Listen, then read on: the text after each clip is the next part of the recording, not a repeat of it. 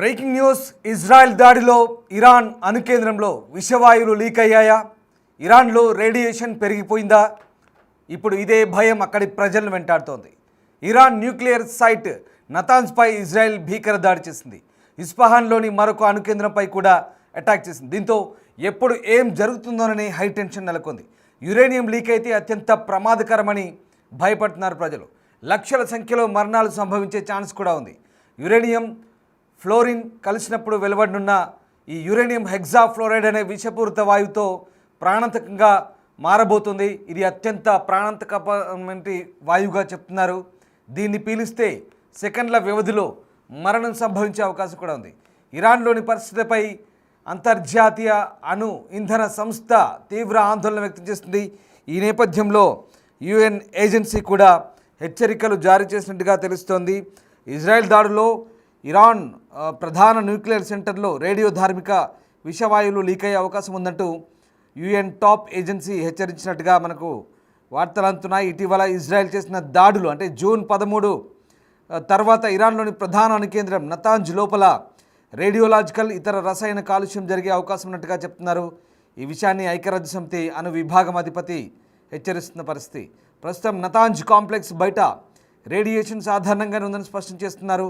అక్కడ విడుదలయ్యే uranium పీల్చినా radiation విడుదలైన ప్రమాదమేనని అంతర్జాతీయ అణు ఇంధన సంస్థ IAEA director general Rafael Mariano Grossi స్పష్టం చేస్తున్నారు.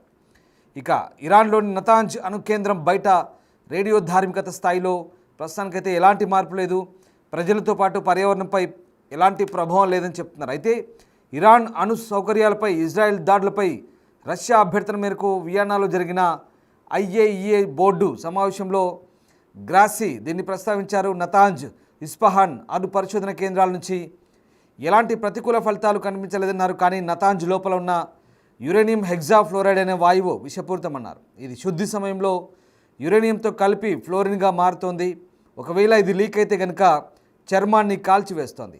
ఎవరైనా దీన్ని పీల్చితే ప్రాణాంతకమని చెప్తున్నారు. దీనిపై ఇరాన్ అప్రమత్తంగా ఉండాలని, సరైన సమాచారం లేకుండా ఐక్యరాజ్యసమితి ఏజెన్సీలు కూడా అవసరమైన సహాయం చేయలేవని చెప్తున్నారు.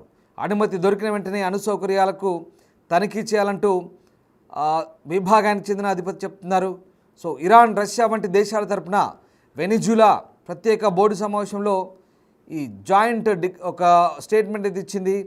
ఇరాన్ అణు కేంద్రాలపై ఇజ్రాయెల్ దాడిని ఖండిస్తూ కొందరు దౌత్యవేత్తలు సమావేశమై చర్చించారు. అసోసియేటెడ్ సమావేశంగా చెప్తున్నారు. ఇది శాటిలైట్ ఫోటోలు అలాగే నతాంజ్లోని ఇరాన్ ప్రధాన అణు కేంద్రం వద్ద భారీ నష్టాన్ని చూపిస్తున్నాయి. అలాగే ప్లానెట్ ల్యాబ్స్ పీబీసీ ఫోటోల్లో కూడా భవనాలు దెబ్బతిన్నట్లుగా కనిపిస్తున్నాయి. ఈ కేంద్రానికి విద్యుత్ సరఫరా నిలిచిపోయినట్టుగా తెలుస్తోంది. నతాంజ్ కేంద్రం వద్ద భూగర్భంలో ఉన్న మెయిన్ సెంట్రిఫ్యూజ్ సౌకర్యం అయితే ఇప్పటికీ ఎలాంటి డ్యామేజ్ కాలేదని చెప్తున్నారు. ఆ దృశ్యాలు మనం నతాంజ్ సెంటర్ లోపల గూగుల్ మ్యాప్స్ సంబంధించిన దృశ్యాలు చూస్తున్నాం. మరోవైపు అక్కడ దాడి జరిగిన దృశ్యాలు, నతాంజ్ న్యూక్లియర్ సైట్కి సంబంధించిన దృశ్యాలు అవి. ఇజ్రాయెల్ దాడి చేసినప్పుడు అక్కడ దట్టమైన పొగలు, భీకర దాడిలో ఒకసారిగా ఆ ప్లాంట్ అంతా కూడా పూర్తిగా విధ్వంసానికి గురైన పరిస్థితి కనబడుతుంది. ఇరాన్లోని ఏకైక వాణిజ్య అణువిద్య కేంద్రమైనటువంటి బుషెహార్పై కూడా ఎలాంటి దాడులు అయితే జరగలేదు. టెహ్రాన్ రీసెర్చ్ రియాక్టర్ కూడా ప్రభావితం కాలేదని అధికారులు అంటున్నారు. అయితే ఐఏఈఏ 35 మంది సభ్యుల బోర్డులోని ఏ దేశమైనా రూల్స్ ప్రకారం సమావేశాన్ని ఏర్పాటు చేయవచ్చు. 20 సంవత్సరాల్లో మొదటిసారిగా ఇరాన్ గత వారం తన అణు బాధ్యతలు ఉల్లంఘించిందంటూ ఈ ఐఏఈఏ బోర్డు గుర్తించిన పరిస్థితి కనబడుతుంది. సో మొత్తం మీద ఇరాన్ అణుబాంబు తయారీకి అసలు ఎంత దూరంలో ఉందంటే అనేక సందేహాలు అయితే వెలువెత్తున్నాయి. నతాంజ్ యురేనియం శుద్ధి కేంద్రం సహా ఇరాన్లోని అణు స్థావరాలను ఇజ్రాయెల్ ధ్వంసం చేసినప్పుడు దాడిలో తెహ్రాన్లోని అణు శాస్త్రవేత్తలు అలాగే టాప్ మిలిటరీ కమాండర్లు లక్ష్యంగా చేసుకొని అయితే హతమార్చిన పరిస్థితి కనబడుతుంది. నతాంజ్ అణు స్థావరాన్ని అంతర్జాతీయ అణు ఇంధన సంస్థ పర్యవేక్షణలో నిర్వహిస్తున్నట్టుగా ఇక ఇరాన్ విదేశాంగ మంత్రి చెప్తున్నారు. అయితే ఈ అణు కేంద్రం మీద జరిగిన దాడి వల్ల రేడియేషన్ వెలువడే ప్రమాదం ఉందంటూ కూడా ఆందోళన వ్యక్తం చేస్తున్నారు. తమ దేశ భద్రత కోసం ఈ ఆపరేషన్ తప్పనిసరని ఇజ్రాయెల్ ప్రధాని నెతన్యాహు ఓవైపు చెప్తున్నారు. ఇజ్రాయెల్ దాడులు చేయడానికి కారణాలు వివరిస్తూ ఇరాన్ అణు కార్యక్రమాన్ని ఆపుకుంటే అది అతి త్వరలోనే అణుబాంబు తయారు చేయగల సామర్థ్యాన్ని సంపాదించుకుంటుందంటూ ఇజ్రాయెల్ ప్రధాని హెచ్చరిస్తున్నారు. ఇందుకు ఇరాన్కు ఏడాది పట్టవచ్చు లేదా కొన్ని నెలల్లోనే ఇది పూర్తి కావచ్చు అంటూ ఆయన హెచ్చరిస్తున్న పరిస్థితి కనబడుతోంది. సో ఇజ్రాయెల్ వద్ద అణ్వాయుధాలు ఉన్నాయా లేవా అనేది ప్రస్తుతానికైతే ఇజ్రాయెల్ ఉన్నది లేనిది ఏ రకమైనటువంటి స్పష్టత ఇవ్వలేదు. కానీ ఇక్కడ ఇరాన్కు సంబంధించి అణుబాంబు తయారీకి అవసరమైన పదార్థాలను ఇరాన్ ఎప్పుడో సంపాదించింది, చెప్పుకోదగ్గ పురోగతి సాధించిందని చెప్తున్నారు. యురేనియం కావచ్చు, న్యూట్రాన్ కావచ్చు సమకూర్చుకున్నట్టుగా కొన్ని నిఘా వర్గాలైతే సమాచారాన్ని అందుకున్నాయి. దీంతోనే ఇప్పుడు ఇరాన్ వాటిని అణ్వాయుధాలను అభివృద్ధి చేసేందుకే విశ్లేషణ చేస్తుందంటూ చెప్తున్న వార్తలతో ఒక్కసారిగా అణుబాంబు తయారు చేస్తుందని పశ్చిమ దేశాలు భావిస్తున్నాయి. దీనికి సంబంధించి అమెరికా నిఘా సంస్థలు కూడా హెచ్చరించిన నేపథ్యం.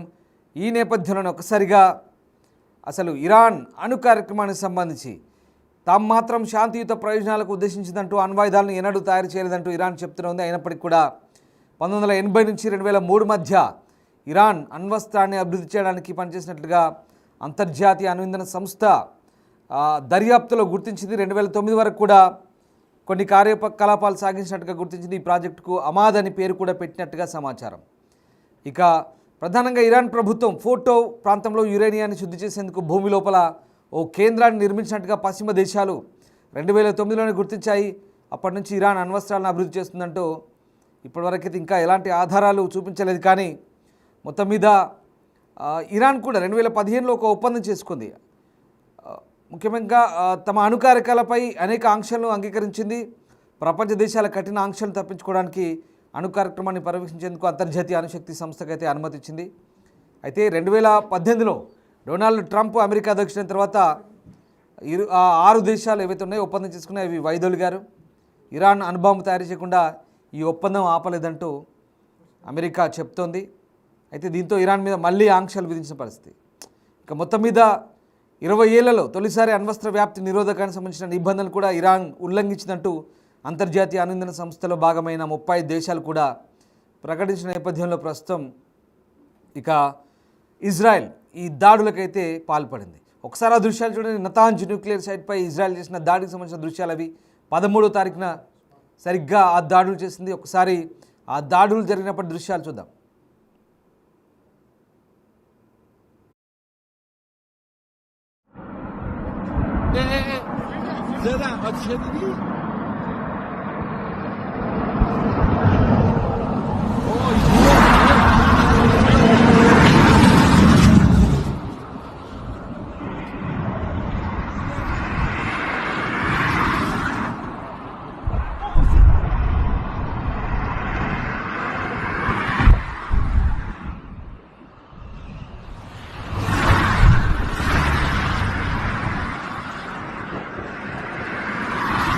جنگ کجا بود؟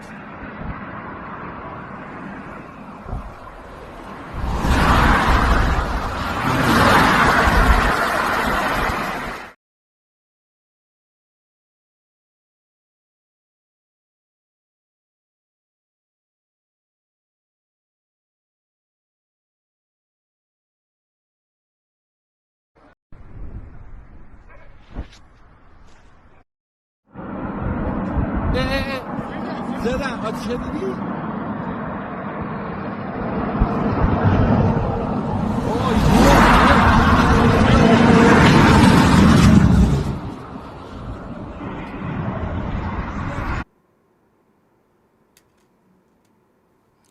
రైట్. ఇక ప్రస్తుతం ఇజ్రాయెల్ చేస్తున్న దాడుల నేపథ్యంలో ఇరాన్ అణుస్థావరాలకు ఎంత నష్టం కలిగించిందనేది ప్రధాన ప్రశ్న. ఇక్కడ తమ వైమానిక దాడులతో నతాంజ్ అణుశుద్ధి కేంద్రంలో భూగర్భ సెంట్రిఫ్యూజ్ హాలు అలాగే దాని మెయింటెనెన్స్కి అవసరమైన మౌలిక వసతులు ధ్వంసమైనట్టుగా ఇజ్రాయెల్ సైన్యం చెప్తోంది. నతాజ్ కేంద్రంలో ఉపరితల భాగంలో నిర్మించిన పైలట్ ఫ్యూయల్ ఎన్రిచ్మెంట్ ప్లాంట్ అలాగే పవర్ ప్లాంట్ ధ్వంసమైనట్టుగా IAEA కూడా చెప్తోంది. అండర్గ్రౌండ్లోని హాల్పై నేరుగా దాడి జరిగినట్లయితే ఎలాంటి సంకేతాలు కనిపించలేదు. కానీ ఆధునిక సెంట్రిఫ్యూజ్ల తయారీకి పైలట్ ఫ్యూయల్ ఎన్రిచ్మెంట్ ప్లాంట్ను ఉపయోగించడం వల్ల దానికి ఎక్కువగా నష్టం జరిగి ఉండొచ్చంటూ అమెరికాకు చెందినటువంటి institute for science and international security చెప్తోంది. ఈ ప్రాంతాన్ని ఈ అంతర్జాతీయ అణుఇంధన సంస్థ సందర్శించే వరకు ఇరాన్ ఈ కేంద్రాన్ని పునరుద్ధరిస్తుందా లేక యురేనియంను ఇక్కడి నుంచి మరో చోటకు తరలిస్తుందా అనే దానిపై స్పష్టత రావడం కష్టం. అయితే ఫోర్డో అణుశుద్ధి కేంద్రంతో పాటు ఇస్పాన్ న్యూక్లియర్ టెక్నాలజీ సెంటర్ పైన ఇజ్రాయెల్ దాడి చేసింది. ఈ నేపథ్యంలో యురేనియం ఉత్పత్తి ప్రాంతం శుద్ధి చేసిన యురేనియాన్ని తిరిగి ప్రాసెస్ చేసేందుకు అవసరమైన మౌలిక వసతులు అనేక ఇతర ల్యాబ్లను కూడా ఇజ్రాయెల్ సైన్యం ధ్వంసం చేసినట్టుగా చెప్తున్నారు. యురేనియంను అణ్వాయుధాలు తయారు చేసే స్థాయికి శుద్ధి చేయడం, ఇక్కడ నుంచి దాని రహస్య ప్రాంతాన్ని తరలించడం ఒక్కటే ఇరాన్ ముందున్న ప్రస్తుత ప్రత్యామ్నాయ మార్గంగా చెప్తున్నారు. ఒక దాడి అణుస్థావరాలు ధ్వంసం చేయవచ్చు, శాస్త్రవేత్తలను చంపవచ్చు, అయితే ఇరాన్ అణు విధానాన్ని మాత్రం ధ్వంసం చేయలేదంటూ ఇరాన్ అధికారులు చెప్తున్నారు. యురేనియం శుద్ధిలో సాధించిన పురోగతి వల్ల గతం కంటే వేగంగా ధ్వంసమైన వాటిని తిరిగి నిర్మించగలదంటూ ఇరాన్ అధికారులు అయితే చెప్తున్న పరిస్థితి. కానీ ఏదేమైనా రేడియేషన్ ప్రభావంతో ఒక్కసారిగా భారీ నష్టం వాటిల్లే అవకాశం ఉన్నట్టుగా చెప్తున్నారు. రేడియేషన్ కనుక లీక్ అయితే కనుక ఈ భారీ లీకేజ్తో ముఖ్యంగా రేడియేషన్ యురేనియం కానీ దానికి సంబంధించిన రేడియో ధార్మికత కానీ లీకేజ్ అయితే ఆ వాయువులను పీలిస్తే క్షణాల్లో మనుషులు మృత్యువాత పడతారు. అలాగే వాంతులు, వికారాలు, చర్మం కాలిపోతుంది. పూర్తి స్థాయిలో మనుషులు కళ్ళ ముందే కుప్పకూలిపోతున్న పరిస్థితి. మీకు తెలిసిందే, గతంలో అమెరికా, జపాన్ హిరోషిమా, నాగసాకి పట్టణాలపై అణుదాడి చేసినప్పుడు ఇప్పటి వరకు కూడా ఏళ్ళు గడిచిన దశాబ్దాలు గడుస్తున్న ఆ ప్రాంతంలో కనీసం గడ్డి కూడా మొలడం లేదంటే అణుధార్మికత, రేడియేషన్ శక్తి ఎంత భయంకరంగా ఉంటుందో ఒకసారి అర్థం చేసుకోవచ్చు. అదంతా కూడా ఆటమిక్ ఎనర్జీ, అంతా న్యూక్లియర్ ఎనర్జీ, యురేనియం అలాగే ఫ్లోరిన్ కూడా కలుస్తుంది. ఇవి రెండు కలిస్తే చాలా భయంకరమైన శక్తి రిలీజ్ అవుతుంది.